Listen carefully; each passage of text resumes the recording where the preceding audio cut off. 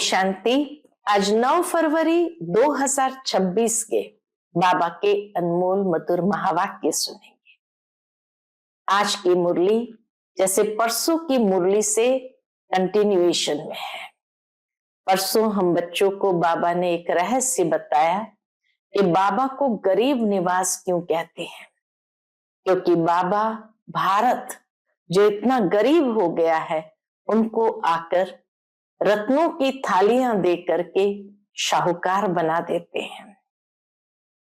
आज बाबा कहते हैं बाबा गरीब निवास है, क्योंकि बाबा गरीब बच्चे अर्थात जो संस्कारों से गरीब बन चुके हैं, जो गुणों से गरीब हो गए हैं, जो चरित्र से गरीब हो चुके हैं, ऐसे कौड़ी तुल्य बच्चों को हीरे जैसा बनाते हैं। कैसे? श्रीमत दे करके, और उस श्रीमत का हाथ पकड़ करके सदा चलते रहना है। दूसरा, बाबा कहते जितना बाबा को निरंतर याद करते हैं तो याद से ही बुद्धि रूपी बर्तन शुद्ध सोना जैसा बन जाता है। साथ ही साथ बाबा कहते हैं तुम बच्चों को अपने कर्म से भी श्रेष्ठ बनना है। उसके लिए बाबा ने जो ज्ञान मुरली दी है, ज्ञान मुरली को कभी मिस नहीं करना है। दूसरा जो रहस्य बाबा ने स्पष्ट किया है आज की मुरली में, बाप दादा का। बाबा कहते दुनिया में बाप अलग दादा अलग होते हैं, यहाँ बाप दादा इकट्ठे हैं, क्योंकि दो सोल्स है। एक सुप्रीम सोल जो ब्रह्मा बाबा के तन में आकर के हमें वर्षा देते हैं। दुनिया में बाप दादा का वर्षा देता है, यहाँ बाप दादा के द्वारा हमें नई दुनिया का वर्षा देता है। तो आज बाबा ने इसीलिए खास बच्चों को यही कहा कि तुम बच्चों को सदा श्रीमत पर चलते रहना है और श्रेष्ठ ते श्रेष्ठ कर्म करना है। सुनते हैं आज के बाबा के अनमोल मधुर महावाक्य। ओम शांति। मीठे बच्चे, गरीब निवास बाबा तुम्हें कौड़ी से हीरे जैसा बनाने आए हैं, तो तुम सदा उनकी श्रीमत पर चलो। आज की मुरली से प्रश्न है, पहले पहले तुम्हें सभी को कौन सा एक गुह्य राज समझाना चाहिए? उत्तर है बाप दादा का। तुम जानते हो यहां हम बाप दादा के पास आए हैं, ये दोनों इकट्ठे हैं। शिव की आत्मा भी इसमें है, ब्रह्मा की आत्मा भी है। एक आत्मा है, दूसरा परम आत्मा। तो पहले पहले ये गुह्य राज सबको समझाओ कि ये बाप दादा इकट्ठे हैं। ये दादा भगवान नहीं है, मनुष्य भगवान होता नहीं। भगवान कहा जाता है निराकार को। वह बाप है शांति धाम में रहने वाला। आज की मुरली से पहले गीत बजा है, आखिर वह दिन आया आज। ओम शांति। बाप दादा द्वारा अर्थात शिव बाबा ब्रह्मा दादा द्वारा समझाते हैं। ये पक्का कर लो। लौकिक संबंध में बाप अलग दादा अलग होता है। बाप से दादा का वर्षा मिलता है। लौकिक में कहते हैं दादे का वर्षा लेते हैं, वह है गरीब निवास। शिव बाबा है गरीब निवास। गरीब निवास उनको कहा जाता है जो आकर गरीब को सिरताज बनाए, अर्थात इतना श्रेष्ठ उच्च बनाए। तो पहले पहले पक्का निश्चय होना चाहिए कि कौन है। देखने में तो साकार मनुष्य है, इनको ये सब ब्रह्मा कहते हैं। तुम सब ब्रह्मा कुमार कुमारियां हो, जानते हो हमको वर्षा शिव बाबा से मिलता है। जो सबका बाप आया है वर्षा देने के लिए। बाप वर्षा देते हैं सुख का। फिर आधा कल्प बाद रावण दुख का श्राप देते हैं। भक्ति मार्ग में भगवान को ढूंढने के लिए धक्का खाते हैं, मिलता कुछ भी नहीं है। भारतवासी गाते हैं, तुम मात पिता हम बालक तेरे। फिर कहते हैं, आप जब आएंगे तो हमारा एक ही आप होंगे, दूसरा न कोई, और कोई साथ हम ममत्व नहीं रखेंगे। हमारा तो एक शिव बाबा, तुम जानते हो ये बाप है गरीब निवास। शिव बाबा है गरीब निवास, गरीब को शाहूकार बनाने वाला, कौड़ी को हीरे तुल्य बनाते हैं। अर्थात कलयुगी पतित कंगाल से सतयुगी सिरताज बनाने के लिए बाप आए हैं। कलयुगी पतित कंगाल से सतयुगी सिरताज बनाने बाप आए हैं। तुम बच्चे जानते हो, यहाँ हम बाप दादा के पास आए हैं। ये दोनों इकट्ठे हैं।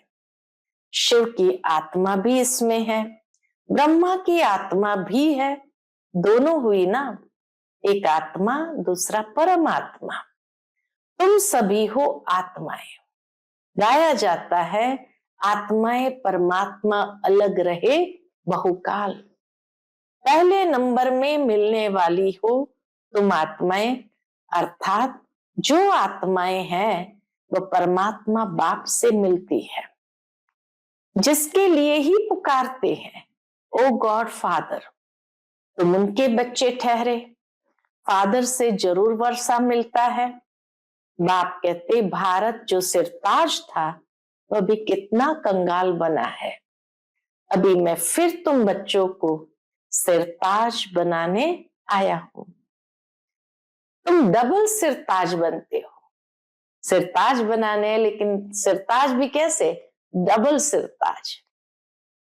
एक ताज होता है पवित्रता का, उसमें लाइट देते हैं। दूसरा है रतन जड़ित ताज। तो पहले पहले ये गुह्य राज सबको समझाना है कि यह बाप दादा इकट्ठे हैं। ये भगवान नहीं है। मनुष्य भगवान होता नहीं। ब्रह्मा बाबा कोई भगवान नहीं है, न उसको भगवान कोई कहते हैं। भगवान कहा जाता है एक निराकार को। वह बाप है शांति धाम में रहने वाला, जहां तुम सभी आत्माएं रहती हो, जिसको निर्वाण धाम अथवा वानप्रस्थ कहा जाता है। वह दुनिया है वानप्रस्थ, वाणी से परे। फिर तुम आत्माओं को शरीर धारण कर यहाँ पाठ बजाना होता है। आधा कल्प सुख का पाठ, आधा कल्प है दुख का। जब दुख का अंत होता है तब बाप कहते मैं आता हूं। ये ड्रामा बना हुआ है। तुम बच्चे यहाँ आते हो भट्ठी में, यहाँ और कुछ बाहर का याद नहीं आना चाहिए। बाबा कहे यहाँ और कुछ बाहर का याद नहीं आना चाहिए। यहाँ है ही माता पिता और बच्चे, और यहाँ शूद्र संप्रदाय है नहीं। जो ब्राह्मण नहीं है उनको शूद्र कहा जाता है। उनका संग तो यहाँ है ही नहीं। बाबा कहे कोई भी अशुद्ध व्यक्ति का संग यहाँ मधुबन में नहीं है। यहाँ है ब्राह्मणों का संग। ब्राह्मण बच्चे जानते हैं कि शिव बाबा ब्रह्मा द्वारा हमको नरक से स्वर्ग की राजधानी का मालिक बनाने आए हैं। अब हम मालिक नहीं हैं, क्योंकि हम पतित हैं। हम पावन थे, फिर 84 का चक्कर लगाए, सतो रजो तमो में आए हैं। सीढ़ी में 84 जन्मों का हिसाब लिखा हुआ है। बाप बैठकर बच्चों को समझाते हैं। जिन बच्चों से पहले पहले मिलते हैं, फिर उन्हों को ही पहले पहले सतयुग में आना है। तुमने 84 जन्म लिए हैं। रचता और रचना की सारी नॉलेज एक बाप के पास ही है। वही मनुष्य सृष्टि का बीज रूप है। जरूर बीज में ही नॉलेज होगी कि इस झाड़ की कैसे उत्पत्ति, पालना और विनाश होता है, ये तो बाप ही समझाते हैं। तुम अब जानते हो हम भारतवासी गरीब है। जब देवी देवता थे तो कितने शाहूकार थे, हीरो से खेलते थे, हीरो के महलों में रहते थे। अब बाप स्मृति दिलाते हैं कि तुम कैसे 84 जन्म लेते हो। बुलाते भी है, हे पतित पावन, गरीब निवास बाबा आओ, हम गरीबों को स्वर्ग का मालिक फिर से बनाओ। स्वर्ग में सुख घनेरे थे, अब दुख घनेरे हैं। बच्चे जानते हैं, क्या जानते हैं? इस समय सब पूरे पतित बन पड़े हैं। अभी कलयुग का अंत है, फिर सतयुग चाहिए। पहले भारत में एक आदि सनातन देवी देवता धर्म था, अब वो प्राय लोप हो गया है और सब अपने को हिंदू कहलाते हैं। इस समय क्रिश्चियन बहुत हो गए हैं, क्योंकि हिंदू धर्म वाले बहुत कन्वर्ट भी हो गए हैं। तुम देवी देवताओं का असल कर्म श्रेष्ठ था, देवी देवताओं का कर्म श्रेष्ठ था। तुम पवित्र प्रवृत्ति मार्ग वाले थे, अब रावण राज्य में पतित प्रवृत्ति मार्ग वाले बन गए हो, इसलिए दुखी हो। सतयुग को कहा जाता है शिवालय, शिव बाबा का स्थापन किया हुआ स्वर्ग। बाप कहते हैं मैं आकर तुम बच्चों को शूद्र से ब्राह्मण बनाए, तुमको सूर्यवंशी चंद्रवंशी राजधानी का वर्षा देता हूं। यह बाप दादा है, इनको भूलो मत, बाप दादा को भूलो मत। शिव बाबा ब्रह्मा द्वारा हमको स्वर्ग का लायक बना रहे हैं, क्योंकि पतित आत्मा तो मुक्ति धाम जा न सके जब तक पावन न बने। अभी बाप कहते हैं मैं आकर तुमको पावन बनने का रास्ता बताता हूं। मैं तुमको पदम पति स्वर्ग का मालिक बनाकर गया था। बरोबर तुमको स्मृति आई है कि हम स्वर्ग के मालिक थे। उस समय हम बहुत थोड़े थे, अभी तो कितने ढेर मनुष्य है। सतयुग में 9 लाख होते हैं, तो बाप कहते हैं मैं आकर ब्रह्मा द्वारा स्वर्ग की स्थापना, शंकर द्वारा विनाश करा देता हूं। तैयारी सब कर रहे हैं। कल्प पहले मुआफिक कितने बॉम्ब्स बनाते हैं। 5000 वर्ष पहले भी ये महाभारत लड़ाई लगी थी। भगवान ने आकर राजयोग सिखाए, मनुष्य को नर से नारायण बनाया था। तो जरूर कलयुगी पुरानी दुनिया का विनाश होना चाहिए। सारे बम्बोर को आग लगेगी, नहीं तो विनाश कैसे हो। आजकल बॉम्ब्स में आग भी भरते हैं, आजकल बॉम्ब्स में आग भी भरते हैं।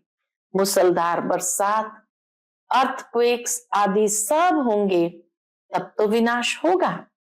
पुरानी दुनिया का विनाश, नई दुनिया की स्थापना होती है।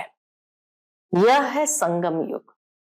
रावण राज्य मुर्दाबाद हो, राम राज्य जिंदाबाद होता है। नई दुनिया में श्री कृष्ण का राज्य था। लक्ष्मी नारायण के बदले श्री कृष्ण का नाम ले लेते हैं, क्योंकि श्री कृष्ण है सुंदर, सबसे प्यारा बच्चा। मनुष्य को तो पता ही नहीं है ना, बाबा कहते मनुष्य को तो पता ही नहीं है ना। श्री कृष्ण अलग राजधानी का, राधे अलग राजधानी की थी। भारत सिरताज था। उस समय सतयुग में भारत सारी विश्व के अंदर सिरताज था। अभी कंगाल है, फिर बाप आकर सिरताज बनाते हैं। अब बाप कहते पवित्र बनो और माँ में कम याद करो, तो तुम सतो प्रधान बन जाएंगे। फिर जो सर्विस कर आप समान बनाएंगे, वह ऊंच पद पाएंगे, डबल सिरताज बनेंगे। सतयुग में राजा रानी और प्रजा सब पवित्र रहते हैं। अभी तो है ही प्रजा का राज्य। दोनों ताज नहीं है। बाप कहते हैं जब ऐसी हालत होती है तब मैं आता हूं। अभी मैं तुम बच्चों को राजयोग सिखा रहा हूं। मैं ही पतित पावन हूं। अब तुम मुझे याद करो तो तुम्हारी आत्मा से खाद निकल जाए। बाबा कहे आत्मा में जो खाद पड़ी है बाबा की याद से ही निकल जाएगी, फिर सतो प्रधान बन जाएंगे। अभी शाम से सुंदर बनना है, सोने में खाद पड़ने से काला हो जाता है, तो अब खाद को निकालना है। बेहद का बाप कहते हैं तुम काम चित्ता पर बैठ काले बन गए हो, अब ज्ञान चित्ता पर बैठो और सबसे ममत्व मिटा दो। तुम आशिक हो मुझ एक माशुक के। भगत सब भगवान को याद करते हैं। सतयुग त्रेता में भक्ति होती नहीं, वहां तो है ज्ञान की प्रालब्ध। बाप आकर ज्ञान से रात को दिन बनाते हैं। ऐसे नहीं कि शास्त्र पढ़ने से दिन हो जाएगा, वह है भक्ति मार्ग की सामग्री। ज्ञान सागर पतित पावन एक ही बाप है। वह आकर सृष्टि चक्र का ज्ञान बच्चों को समझाते हैं और योग सिखाते हैं।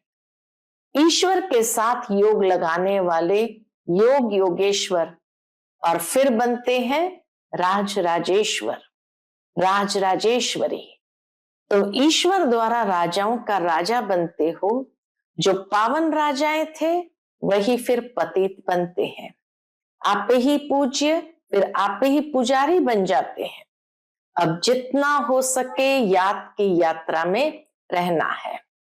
जैसे आशिक माशुक को याद करते हैं ना, जैसे कन्या की सगाई होने से फिर एक दो को याद करते रहते हैं। अभी यह जो माशुक है उनके तो बहुत आशिक है भक्ति मार्ग में। सब दुख में बाप को याद करते हैं, हे भगवान दुख हरो सुख दो।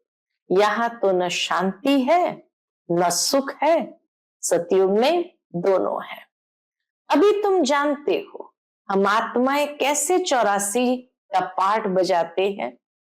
ब्राह्मण देवता क्षत्रिय वैश्य शूद्र बनते हैं। 84 की सीढ़ी बुद्धि में है ना। अब जितना हो सके बाप को याद करना है तो पाप कट जाए। कर्म करते हुए भी बुद्धि में बाप की याद रहे। बाबा से हम स्वर्ग का वर्षा ले रहे हैं। बाप और वर्षे को याद करना है। याद से ही पाप कटते जाएंगे। जितना याद करेंगे तो पवित्रता की लाइट आती जाएगी, खाद निकलती जाएगी।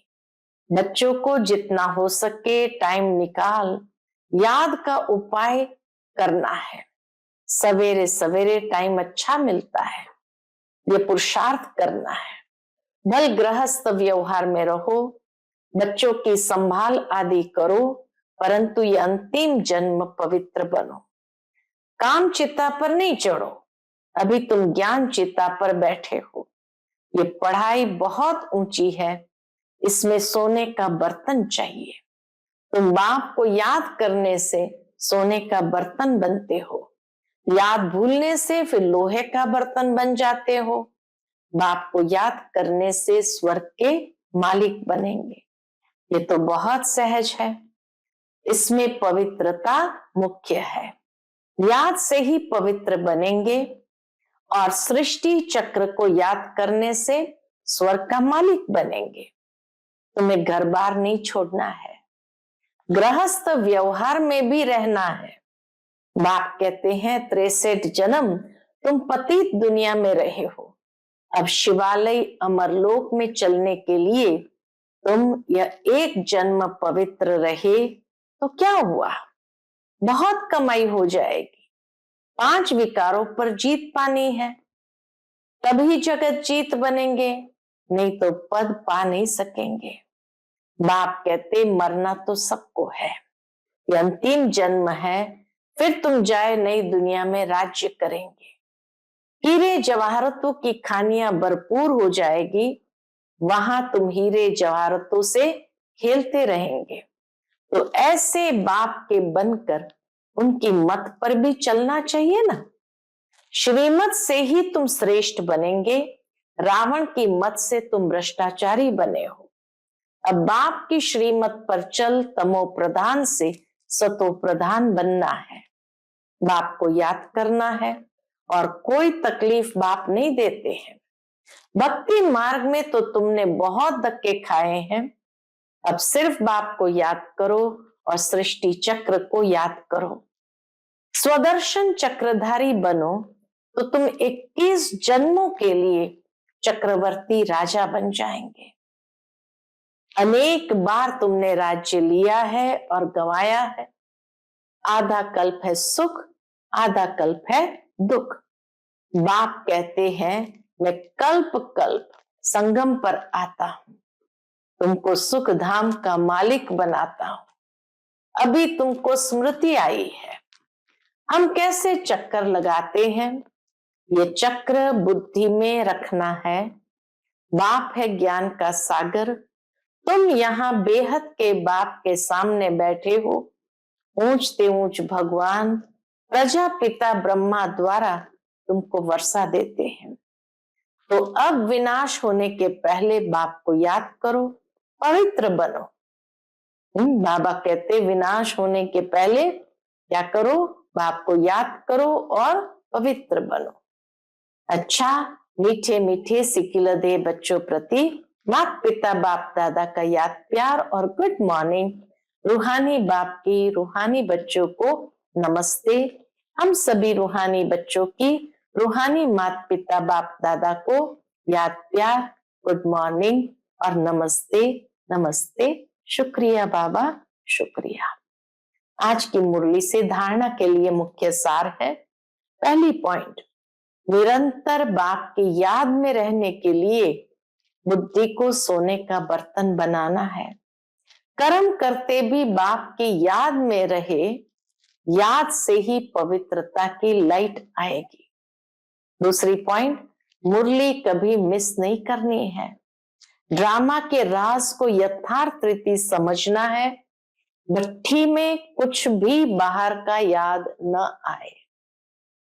आज का बाप दादा का मधुर वरदान हम बच्चों के प्रति है, आपस में एक दो की विशेषता देखने और वर्णन करने वाले श्रेष्ठ संपन्न होली हंस भव। आपस में एक दो की विशेषता देखने और वर्णन करने वाले श्रेष्ठता संपन्न होली हंस भव। संगम युग पर हर बच्चे को नॉलेज द्वारा कोई ना कोई विशेष गुण अवश्य प्राप्त है। इसलिए होली हंस बन हर एक की विशेषता को देखो और वर्णन करो। जिस समय किसी की कमजोरी देखते या सुनते हो तो समझना चाहिए कि ये कमजोरी इनकी नहीं, मेरी है। क्योंकि हम सब एक ही बाप के, एक ही परिवार के, एक ही माला के मणके हैं।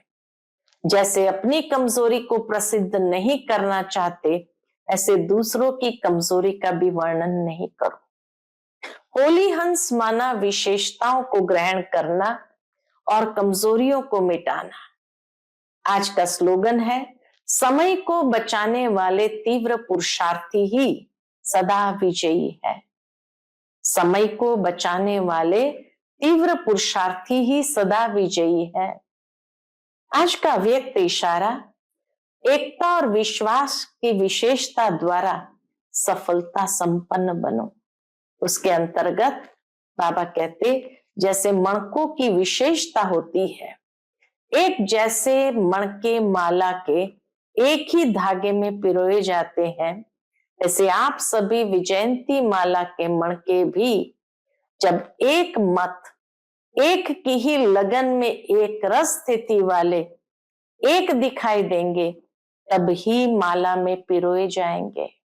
अगर आपस में दो मतें होती है तो वह दूसरी अर्थात 16,000 की माला के दाने बन जाते हैं। अच्छा, ओम शांति।